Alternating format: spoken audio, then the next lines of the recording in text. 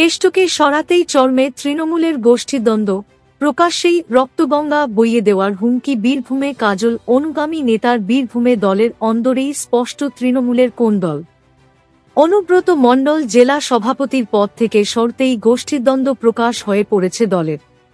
পরিস্থিতি এমনি চরমে পৌঁছেছে যে তৃণমূলেরই নেতাকর্মীদের একাংশকে হুমকি দিতে দেখা গেল বীরভূমের ২ নম্বর ব্লকের তৃণমূল সভাপতি নুরুল ইসলামকে। রক্তগঙ্গা বইয়ে দেওয়ার হুঁশিয়ারি দিলেন তিনি।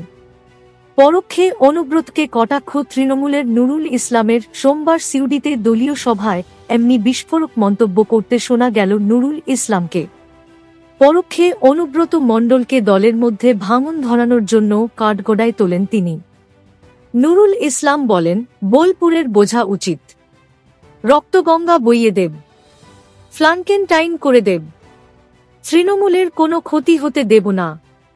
সদ্য জেলা সভাপতির পদ থেকে সরেছেন অনুব্রত মণ্ডল, যদিও দাপট কমেনি তাঁর।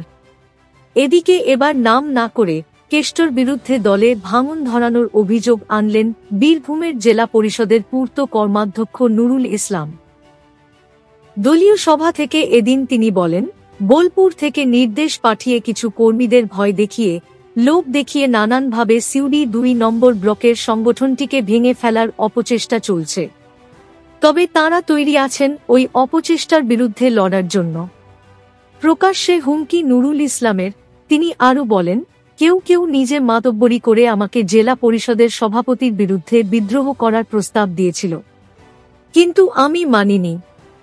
উন্নয়নের কাজ যখন চলছে আমি কেন তার বিরুদ্ধে বিদ্রোহ করতে যাব? এবার কেউ যদি মনে করে আমি বড় নেতা, জেলা পরিষদ নিয়ন্ত্রণ করব, তা আমি করতে দেব না।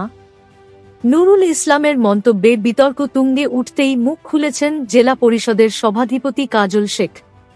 তার অনুগামী হিসেবেই পরিচিত নুরুল ইসলাম। তবে তার কথায় নুরুল ইসলাম তার অভিভাবকের মতো অনেকদিন আগে থেকেই রাজনীতিতে রয়েছেন তিনি। দলের কেউ ক্ষতি করার চেষ্টা করায় তিনি আবেগপ্রবণ হয়ে পড়েছিলেন বলে মন্তব্য করেন কাজল শেখ।